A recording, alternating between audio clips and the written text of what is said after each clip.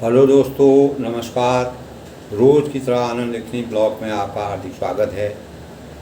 आज श्रावण मास की सप्तमी तिथि है। श्रावण मास की सप्तमी तिथि है और चौथा सोमवार है और श्रावण मास का शुभ सोमवार है। सप्तमी तिथि है और कृष्ण पक्षी है, पिंगल नाम संवत्सर, जैसे कि आप लोग जानते हैं दोस्तों। तो सबसे पहले शिव जी की आराधना श्रावण मास में सबसे फलित और शुभकारी मानी जाती है। शिव निरंकारी हैं। अनेक प्रकार की सृष्टि के जितने भी पदार्थ थे, जो जिसको कोई भी नहीं चाहता था, शिव जी ने उस प्रकार की चीज़ों को धारण करके मानव समाज को इस प्रकार की सृष्टि की रचना की कि जितनी भी बुराइयां हैं, संसार की जितनी बुराइयां हैं, उनको मैं सब धारण कर लेता हूं और अच्छाइयों को जग के लिए रखता हूँ। यानी उनके ऊपर धतूरा है, बेलपत्री अच्छा सूचक है, लेकिन बेलपत्री है, सांप है, विष है। विष को उन्होंने अमृत बना करके विष को, जैसे उनके शरीर में विष गया, उसका भी वो भी अमृत के रूप में उनके शरीर में काम करने लगा। जितने प्रकार की भी इस प्रकार की चीज़ें हैं, वह शिव जी ने अपने ऊपर धारण करने की कोशिश की। यानी स्वयं के ऊपर सारी दुनिया की बुराइयों को प्राप्त करते हुए अच्छाइयों के लिए संसार सृष्टि का कल्याण किया, सृष्टि का सृजन किया। और शिव जी जो हैं दोस्तों निरंकारी हैं और उन्होंने माया मोह और इस प्रकार से दुनिया को माया मोह के चक्कर से दूर रखा और अपने स्वरूप को, कोई उनका रूप रंग गुणशील में वह बहुत बढ़िया नहीं दिखते थे, लेकिन उनका विशाल शरीर था, अद्भुत लीला थी। उन्होंने अनेक प्रकार की अद्भुत लीला की। इसीलिए श्रावण के शुभ अवसर पर उनके शिव जी की जो मान्यता है, उसके अनुसार श्रावण का महीना पुण्य माना जाता है। शिव जी में जल चढ़ाया जाता है, दूध चढ़ाया जाता है, बेलपत्री चढ़ाए जाते हैं, मदार के पुष्प चढ़ाए जाते हैं, धतूरा, भांग, दूध, ये सब पवित्र चीज़ें शिव जी में चढ़ाई जाती हैं। शिव जी हर प्रकार की चीज़ों को धारण करने वाले हैं। तो बेलपत्री है, शुद्धता की प्रतीक है। भांग है, भांग भी शिव जी में चढ़ाने का है दोस्तों, ये हमारे शास्त्रों का है। शिव जी मग्न रहते थे, शिव जी खुश रहते थे। भांग जबकि विष का द्योतक होता है, आदमी को बेहोश कर देता है, लेकिन शिव जी के अंदर ये भावनाएं थी, इस प्रकार की विश्व कल्याण की भावना थी और मानव समाज की अहित की चीज़ें वो अपने आप पर धारण कर लेते और हित को संसार में व्याप्त करते थे। इस बात की प्रेरणा हमको उनसे मिलती है। तो आज उन्हीं के उपलक्ष्य में नमामि सविशान रूपम विभुं व्यापम नमामि रूपम नमामि समिशान रूपम विभुं व्यापम निरंजाकार मकान्निराकारंगा गिराज्ञान गौरी समिशं गीतं करालं महाकालकालं गोपालं गुणागाररावाली नुकंठे भुजंगा शरद्कुंडलं भूषुदेशं विशालं प्रचंडं प्रकर्षं शून्यमूलं कलादीत कल्याण सदा सच्चानवरारी चिदानंद सनो महाभारी उसी मनमंथारी नया वरुमाना बाधादोषी ये बठनरा भक्त्याओ तेषां शंभुशीर्ति कर्पूरगौरं करुणावतारं संसारसारं भुजगीन्द्रहारं सदा वसन्तं हृदयारविन्दे भवं भवानी सहितं नागेन्द्रहाराय त्रिलोचनाय भस्मांगहाराय महेश्वराय नित्याय शुद्धाय दिगंबराय तस्मै मकाराय नमः शिवाय।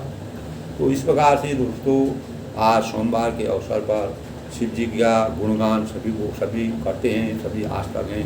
मंदिरों में अनेक प्रकार की पूजा पाठ हो रही है।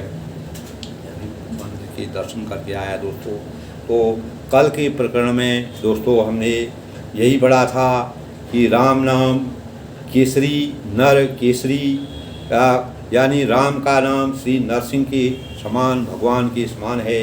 और कलयुग में हिरण्यकश्यप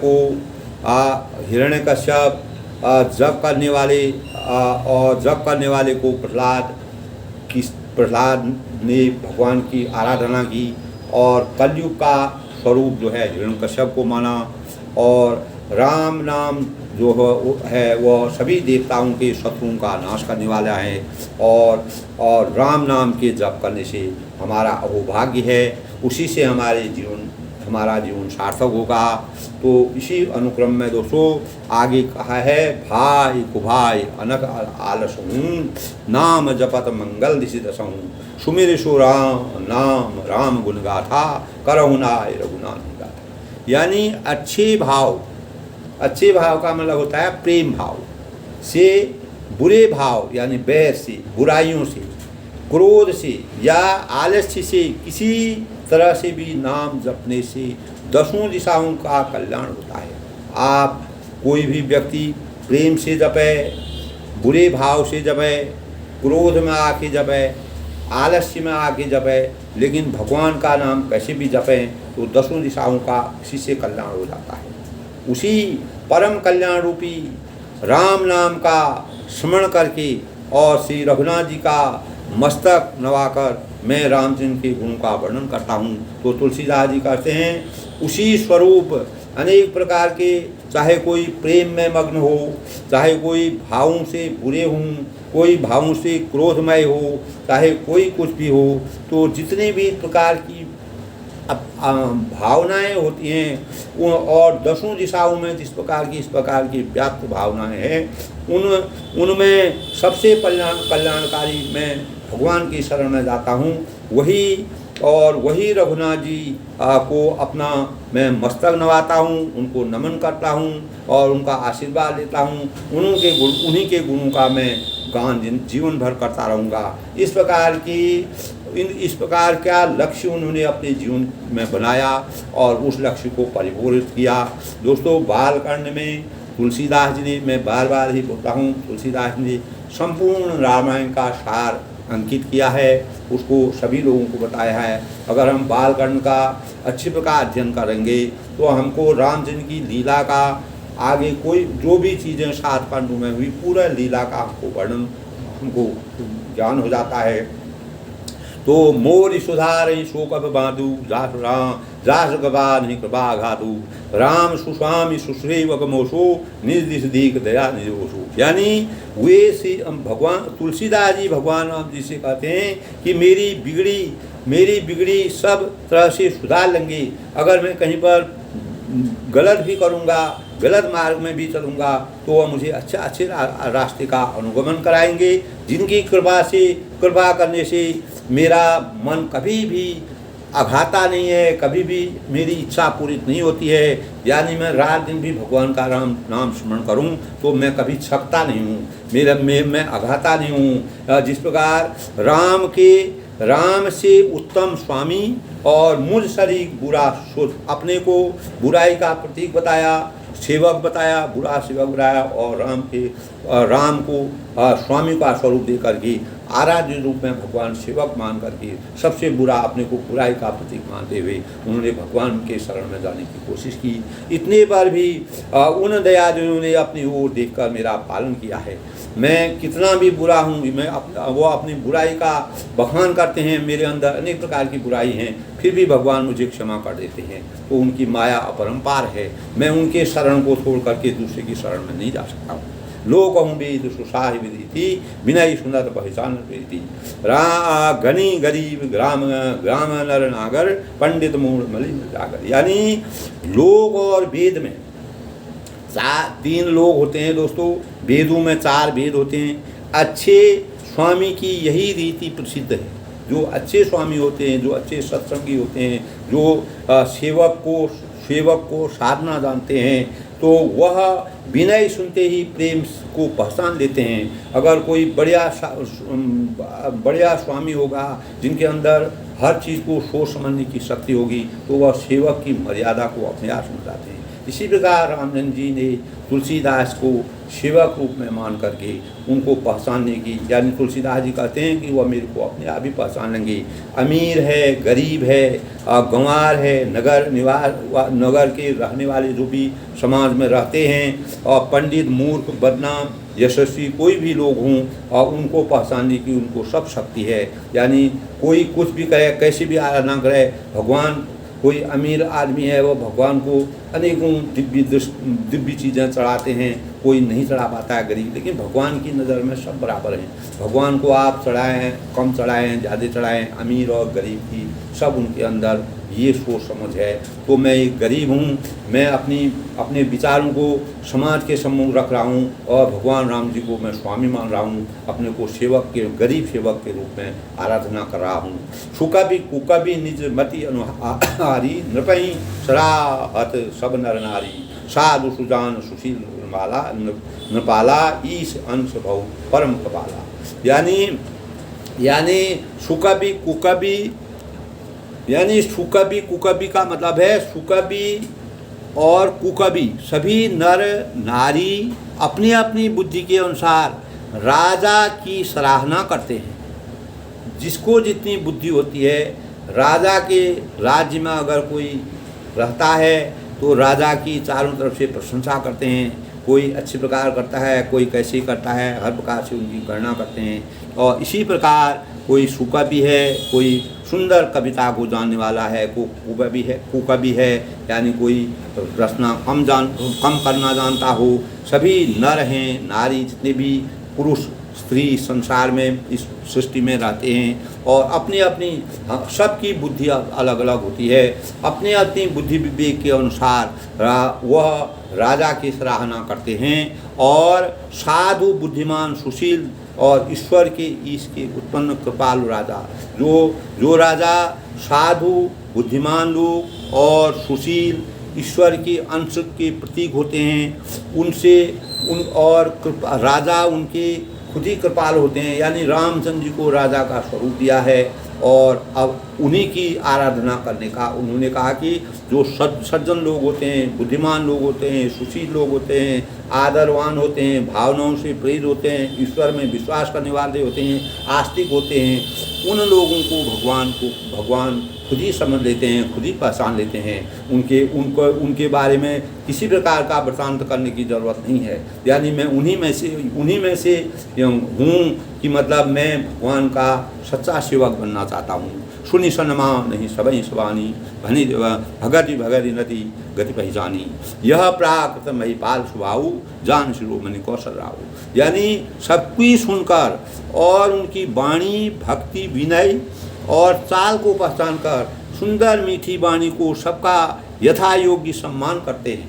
वह भगवान जो है सबकी वाणी को सुनते हैं और उनकी विनय को सुनते हैं, उनके चाल पहचानते हैं, किस भावना से भक्ति की आराधना कर रहा है, और इस प्रकार की मीठी वाणी से सबका हित होगी। वह जैसे हो वैसे उनका सम्मान करना जानते हैं। और यह स्वभाव तो संसारी राजाओं का है। जो इस प्रकार के जो संसारी राजा होते हैं, जो संसार में अपने आधिपत्य को बनाने पड़ते हैं, वह इस प्रकार के भाव जानते हैं। कौशलनाथ श्री राम जी तो चतुर शिरोमणि, यानी कौशल जो अच्छे बुरे और इस प्रकार के लोगों की, यानी सबकी सुनकर, सबकी वाणी सुनकर, भक्ति, विनय, चाल पहचान कर कौन किस में कितनी सेवा भाव है, इस प्रकार की चीज़ें जो है वह संसार में जो माया मोह के चक्कर में पड़े हुए राजा होते हैं उनकी होती है, जिनकी अपेक्षाएं होती हैं, जो प्रशंसा की चाह जिनको होती है उन लोगों की। लेकिन जो भगवान श्री रामचंद्र जी हैं वह चतुर शिरोमणि हैं, यानी सबकी कामनाओं को पूर्ण करने वाले हैं।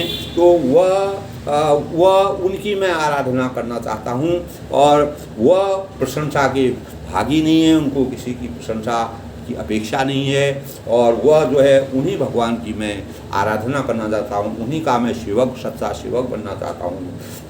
री जद राम स्नेह निषादे, आज को जग मंद मलिन मति माते। यानी श्री राम जी के विशुद्ध प्रेम से ही रिश्ते हैं, पर जगत में मुझसे बढ़कर मूर्ख और मलिन बुद्धि कौन होगा। यानी श्री राम जी तो विशुद्ध प्रेम से ही रिश्ते हैं। विशुद्ध प्रेम भी माने नहीं, जो शुद्ध नहीं है, उस प्रेम से रामचंद्र जी रिश्ते हैं। और पर जगत में मुझसे बढ़कर मूर्ख और मलिन बुद्धि वाला कोई नहीं है। अपने को मलिन बुद्धि वाला समझ रखा है। इतना उनको भगवान के शरण में जाने के लिए अपनी कहीं से भी उन्होंने प्रशंसा नहीं की। अपनी इतना उनके अंदर ज्ञान उत्पन्न हो गया था, उन्होंने अपनी संज्ञा मलिन बुद्धि के और मूर्ख लोगों की गणना की। जो सज्जन लोग होते हैं, जो लोग समाज के हितकारी होते हैं, जिनमें अनेक भावनाओं के भाव होते हैं, जो वह कभी भी अपनी प्रशंसा खुद नहीं करते हैं। वह भगवान के आगे समर्पित हो जाते हैं। पूरा उनके पास कोई भी चीज़ होती है, ज्ञान होता है कोई, वो अपना ज्ञान का बखान नहीं करते हैं। उनके ज्ञान का बखान संसार में जब प्रसारित होता है तब पता चलता है। इन्हीं भावनाओं से तुलसीदास जी ने रामचंद्र की गाथा का वर्णन किया है। सठ से युवक की प्रीति रुचि, रखी हूँ राम कृपाल, उबल की जल जान जही सजीव सुमति। कवि भाव यानी तथापि कृपालु श्री राम जी मुझ दुष्ट सेवक की प्रीति और रुचि को अवश्य रखें। यानी एक तरफ से अपने को दुष्ट कह रहे हैं, दूसरी तरफ से उनको रामचंद्र के अंदर अटूट विश्वास है। जिन्होंने पत्थरों को जहाज और पत्थर बंदर भालुओं को बुद्धिमान मंत्री बना दिया, उनके अंदर इतनी बड़ी शक्ति है। जिन्होंने पत्थरों को जहाज के समान बना दिया। जब सेतु लंका जाने के लिए सेतु बांधा गया, तब उन्होंने पत्थरों को जहाज के समान बना दिया। बंदर भालुओं को बुद्धिमान मंत्री के समान बना दिया। बंदर भालू हैं जो वन में विचरण करते थे, अपनी शक्ति का संचार करके, उनके अंदर शक्ति को प्रादुर्भाव करके उन्होंने उनको भी बहुत बड़ी शक्ति दे दी। यानी बड़े बड़े मंत्री, बुद्धिमान मंत्री बना दिए। जैसे हनुमान जी थे, हनुमान जी को अपना बिल्कुल सेवक बना करके उन्होंने हनुमान जी को इतनी शक्ति दे दी। आज भी हनुमान जी जो है पूरे संसार में व्याप्त हैं, कलयुग के परम देवता कहलाते हैं और वह ब्रह्मचारी रहे हैं। इस प्रकार की व्याख्या हमारे शास्त्रों में विद्यमान है। दोस्तों, तो रामचंद्र जी हनुमान जी को हमेशा अपने साथ रखा, वह उनको दूत का रूप दिया और अपनी शक्ति को पूरा उन पर समर्पित कर दिया। इसी प्रकार तुलसीदास जी कहते हैं कि मैं दुष्ट सेवक हूँ और वह जो इतने बड़े कार्य कर सकते हैं, जो इतना बड़ा सेतु बांध सकते हैं, पूरे समुद्र को सुखा सकते हैं, और उनका मैं सेवक बनना चाहता हूँ। तो उनके प्रति मेरे को अथाह लग्न हो, अथाह प्रीति हो और मेरा पूरा मेरे तन मन और वचन से मैं उनके ऊपर समर्पित हूँ। ये तुलसीदास जी के भाव हैं। हो घावर सब कहतो राम सहत उपहास, साहिब सीता नाथ सो सेवक तुलसीदास। यानी सब लोग मुझे श्री राम जी का सेवक कहते हैं। सारी दुनिया के लोग, तुलसीदास जी ने वाल्मीकि जी के रामायण का जितना सुसंगठित और मार्मिक वर्णन किया उन्होंने, तो सभी लोग रामचंद्र जी उनकी वह सेवा के पात्र थे, उन्हें वही सच्चे उनके सेवक थे। और मैं भी बिना लज्जा संकोच के कहलाता हूँ, कहने वालों का विरोध नहीं करता हूँ। कोई कुछ भी कहे वह विरोध नहीं करते हैं, यानी श्री राम जी का सेवक कहते हैं, ये उन्होंने कहा। और कृपाल श्री राम जी हम इस निंदा को सहते हैं, यानी मैं निंदक आदमी हूँ, मेरी निंदा लोग करते हैं। मैं अपने मन से सोचता हूँ, निंदा कोई नहीं करता है, लेकिन वह अपने को रामचंद्र के सामने बिल्कुल सबसे निम्न श्रेणी का समझते हैं। और श्री सीता जी जैसे स्वामी का तुलसीदास सा सेवक है। यानी राम और रामचंद्र जी और सीता जी का के जीवन का पूरी मर्यादा का वर्णन करके तुलसीदास जी ने एक महान सेवक का रूप धारण किया और महान सेवक की भूमिका अदा की। उसी का वर्णन वाल्मीकि में संपूर्ण रूप से किया गया है, पूरे सार रूप में किया गया है। कैसे लंका में गए, क्या क्या उन्होंने किया, कितने राक्षस उनको मिले, कैसे राक्षसों का वध किया, सब पूरा वृतांत तो तुलसीदास जी ने रामचंद्र जी को सेवक के रूप में आराधना की और उनका पूरा वृत्तांत एक सेवक के रूप में करने की इच्छा जाहिर की और उसको परिपूर्ण करने का मन बनाया, अपना लक्ष्य बनाया। अति बड़ी मोर ढिराई कोरी, सुनी अग नर कहूँ नाग सकोरी, समुझे सहम मोहि अब डर अपने, सो सुधिराम कीन नहीं सपने। यानी यह मेरी बहुत बड़ी ढिलाई और दोष है। मेरे पाप को सुनकर नरक ने भी नाक सिकोड़ी, यानी अपने को इतना पापी बताते हैं, वो कहते हैं कि नरक ने भी नाक सिकोड़ी। नरक में इंसान की गति बहुत ही खराब होती है। एक होता है स्वर्ग, एक होता है नरक होता है, दूसरा पाताल होता है। तो नरक में इंसान सबसे नीच व्यक्ति की संज्ञा अपने को दे करके, यानी नरक भी सिकुड़ गया मेरे को देख करके। इतनी मेरी बहुत बड़ी हिदाई और दोस्त का मैं वह हूँ, यानी अर्थात नरक में भी मेरे लिए ठौर नहीं है, इस नरक में भी मेरे लिए कहीं जगह नहीं है।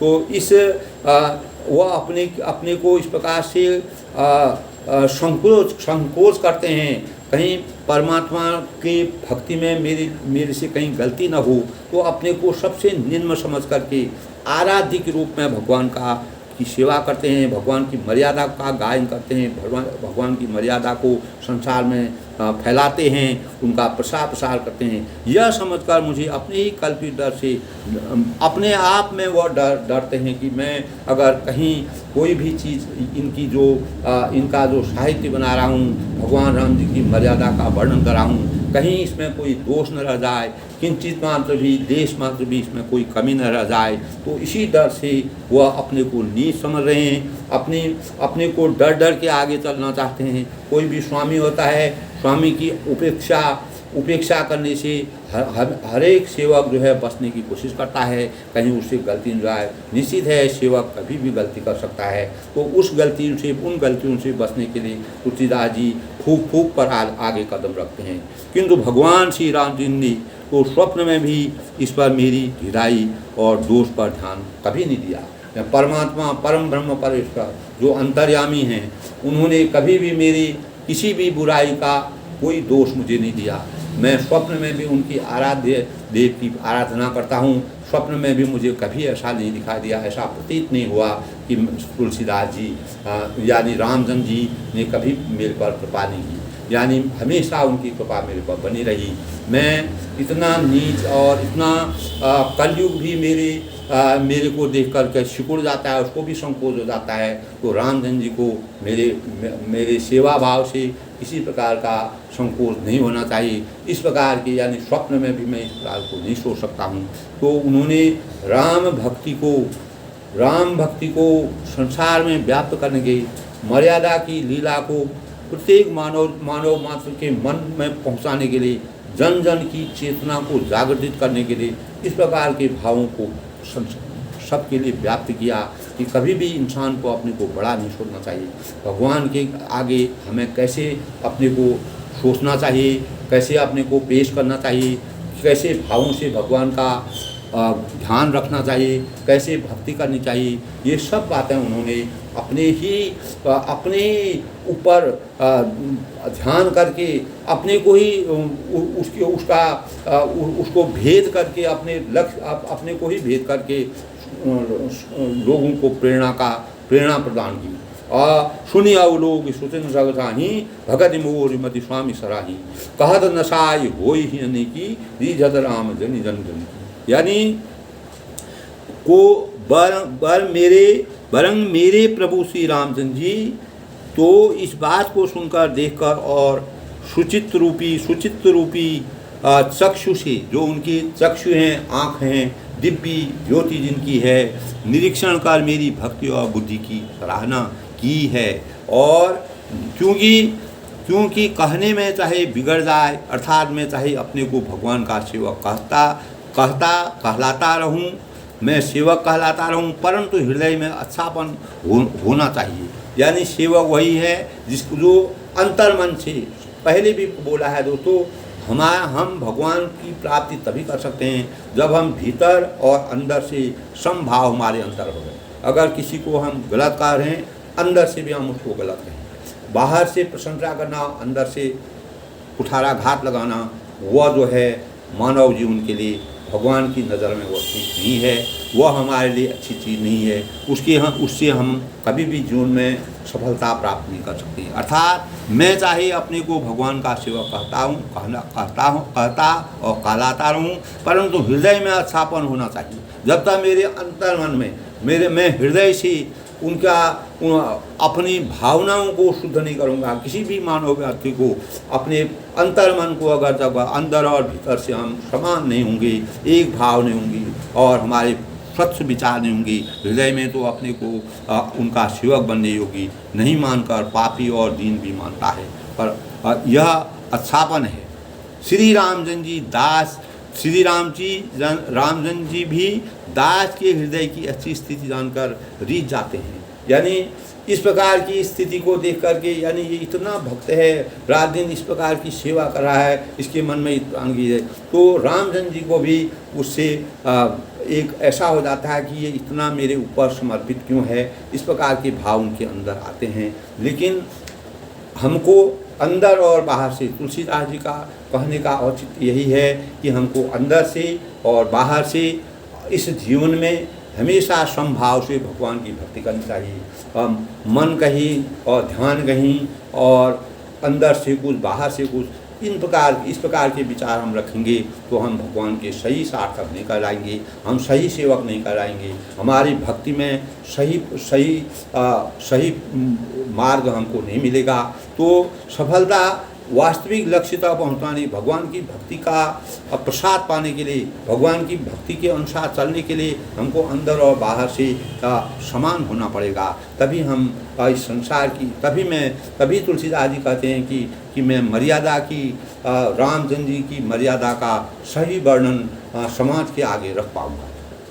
रहित न प्रभुचित चूक की करत सुरति सही बार ही की, जेही अगर बदे हूँ व्याध जिम्मेवाली, फिर को कुकंठ सोई कीन कुचाली। यानी प्रभु के चित्त में अपने भक्तों की हुई भूल चूक याद नहीं रहती है। कभी भी भगवान बुराई और अच्छाई को अपने हृदय में स्थान नहीं देते हैं, वे उसे हमेशा भूल जाते हैं। कोई भी बुराई करता है, भलाई करता है, भगवान के लिए सब बराबर है। यानी वह जानते हैं कि जहाँ अच्छाई है वहाँ बुराई भी होती है, बुराई को सुधारना मानव जीवन का कर्तव्य है। और वह मानव जीवन के लिए उन्होंने प्रेरणा का एक प्रकार के प्रेरणा स्रोत हमारे लिए मर्यादा की रचना की है। उनके हृदय में अच्छाई बची हुई है, जो 100 बार याद करते रहते हैं। जिन पाप के कारण जो बाली को ब्याज की तरह मारा था, यानी बाली को उन्होंने ब्याज की तरह, क्योंकि बाली ने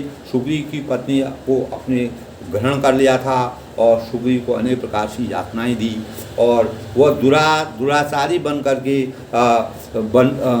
करके समाज में गलत कार्य कर रहे थे बाली। तभी उन्होंने बाली को मारना उनको पड़ा। जो भी दुष्ट लोग होते थे जंगल में, जितना भी वनवास के दौरान, 14 साल के वनवास के दौरान भगवान रामचंद्र जी ने इस प्रकार की रचना की है मर्यादा की, कि उन्होंने अनेक प्रकार के दुष्टों का संहार किया। सज्जन आदमियों को और भगवान की भक्ति करने वालों को, सही मार्ग का अनुसरण करने वालों की रक्षा करने के लिए उनको मजबूरी में बाली जैसे और अनेक प्रकार के दुष्टों का, राक्षसों का वध करना पड़ा। और वैसी कुचाल फिर सुग्रीव ने चली। यानी उसी प्रकार की कुचाल जो है बाली और सुग्रीव जो है वो बाली के पुत्र थे, तो उन्होंने भी इस प्रकार की कुचाल चली, लेकिन बाद में वह सही हो गए।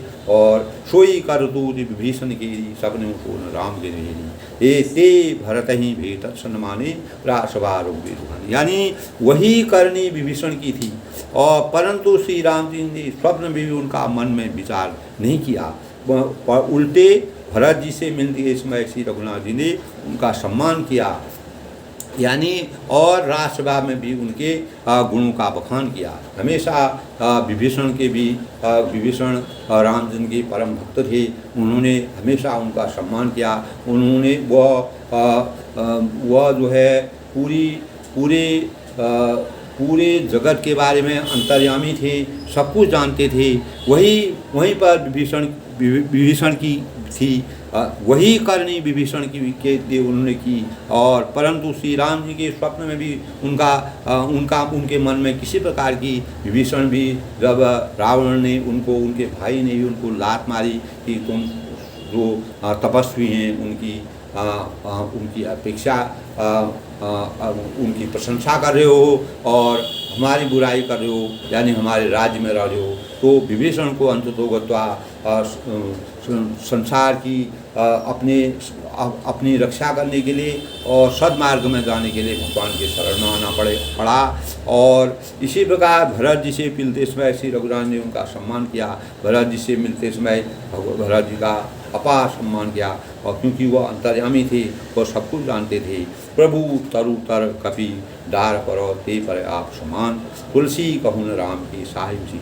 यानी प्रभु श्री राम जी तो वृक्ष के नीचे और बंदर डाली पर, अर्थात वहाँ मर्यादा पुरुषोत्तम सच्चिदानंद घन परमात्मा श्री रामचंद्र जी, और कहाँ पेड़ों की शाखाओं का पूजने वाले बंदर। यानी कहाँ एक भगवान रामचंद्र जी जो विशाल मर्यादा की रचना करने वाले, पूरी मर्यादा पूरे संसार की सृष्टि की रचना करने वाले, जिनको ब्रह्मा विष्णु और महेश तक जिनका गुणगान करते हैं, और एक बंदर से भी अपना बंदर को अपना दूध बनाया, और शाखाओं पर कूदने वाले जो बंदर थे उनको भी गले से लगाया। यानी परंतु ऐसे बंदरों को उन्होंने अपने समान बना लिया। जिस प्रकार की शक्ति उनके अंदर थी, उसी शक्ति का संचार उन्होंने हनुमान जी में किया, सुग्रीव में किया, विभीषण जी में किया। तो उस प्रकार की शक्ति उन्होंने दी। तो मेरे ऊपर भी तुलसीदास जी कहते हैं कि मेरे ऊपर भी उसी प्रकार की कृपा भगवान करेंगे। तुलसीदास जी कहते हैं कि श्री रामचंद्र जी के सरीखे, श्री राम जी के समान शील निधान स्वामी कहीं भी नहीं है, इस जगत में कहीं नहीं मिलेंगे। यानी पूरे ब्रह्मांड की, पूरी मर्यादा की रचना करने के लिए आज भी रामचरितमानस पूरे विश्व में इस प्रकार से ख्याति प्रसिद्ध है। आज जो पाश्चात्य संस्कृत के लोग हैं वो भी हमारे रामायण की प्रशंसा करते हैं। राम के चरित्र में और जो मर्यादा की भावनाएं हैं और जो इस प्रकार के दिव्य उपमान हैं, अनेक प्रकार की कठिनाइयों को सहन करते हुए भी उन्होंने अपने जीवन को हमेशा सकारात्मक दिशा की ओर अग्रसर किया। इस प्रकार की मर्यादा का वर्णन तुलसीदास जी ने किया है। यह हमारे बालकांड की अपार निधि है, हमारे जीवन की मानव मात्र के लिए बहुत बड़ी प्रेरणा का स्रोत है। दोस्तों, हमें इस प्रकार के भगवान रामचंद्र की राम निकाई रावरी सबरी को नीक जो यह साझी सदा तो नीक तुलसी, यानी नीक तुलसी, यानी हे श्री राम जी, आपकी अच्छाई से सभी का भला हुआ है। संसार में अनेक संसार में भलाई के बीज बोए गए हैं। अर्थात आपका कल्याणमय स्वभाव, आपका जन कल्याणकारी स्वभाव, आपका परोपकारी स्वभाव सभी का कल्याण करने वाला है, सभी का उत्थान करने वाला है, सभी का मंगल करने वाला है। यानी यदि यह बात सच है तो तुलसीदास जी सदा कल्याण ही होगा, यानी तुलसीदास जी का भी हमेशा कल्याण ही होगा।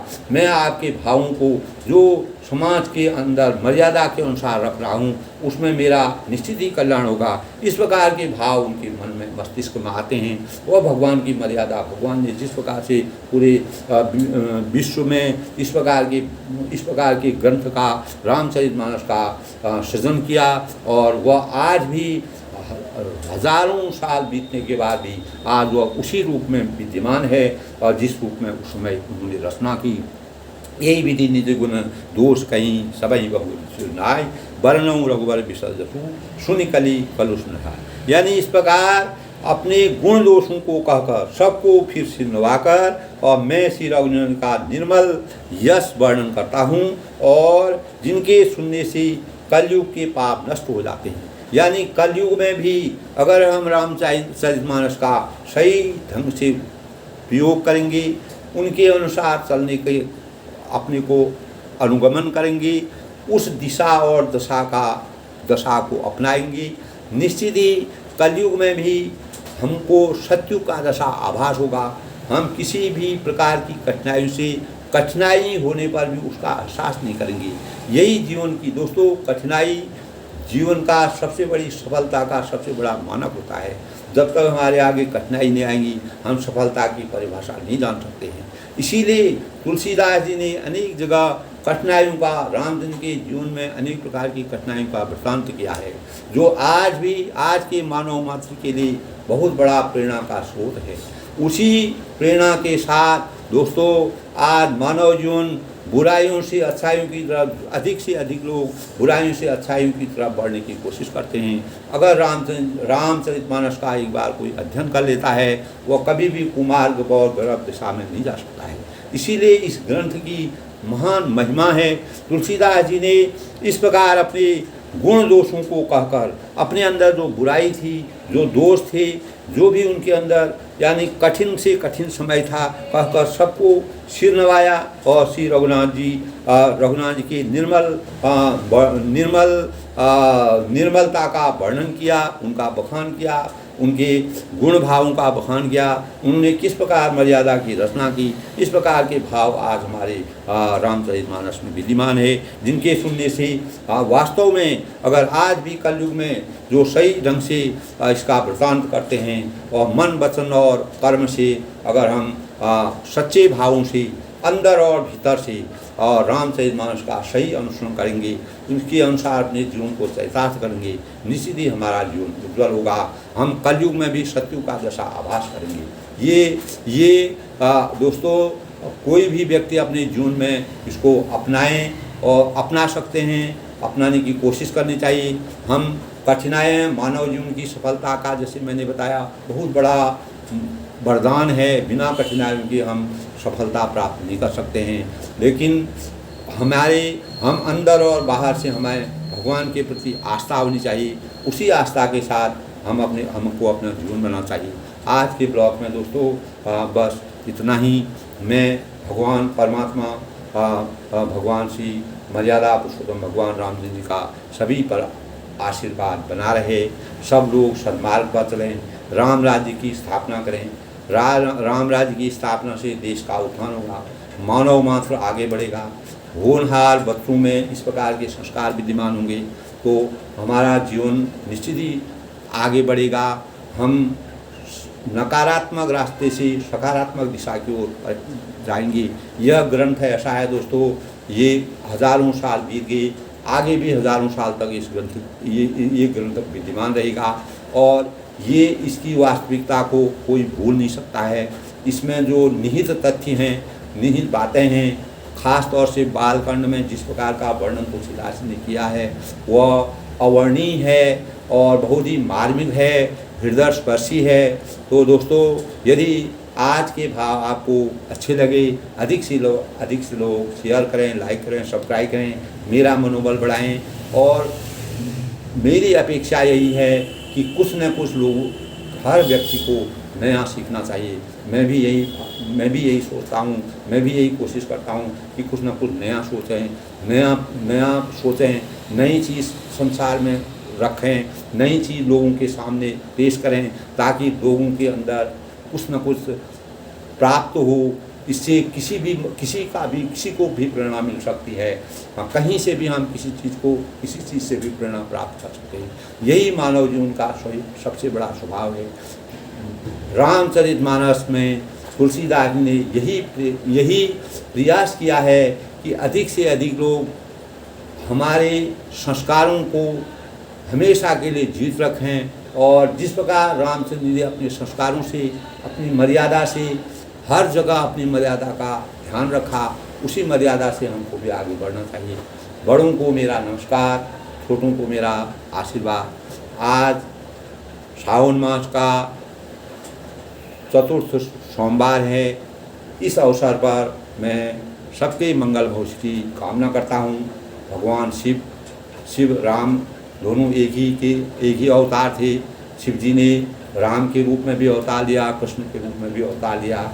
ये भगवान की अपरंपार वो अंतर्यामी हैं और उसके बारे में बखान हम भी नहीं कर सकते हैं। जब तुलसीदास जी नहीं कर पाए, वाल्मीकि नहीं कर गए, जितना प्रयास उन्होंने किया वो आज मानव समाज के कल्याण के लिए बहुत है। सबको मेरा नमस्कार, सबकी मंगल भविष्य की कामना के साथ सबको धन्यवाद।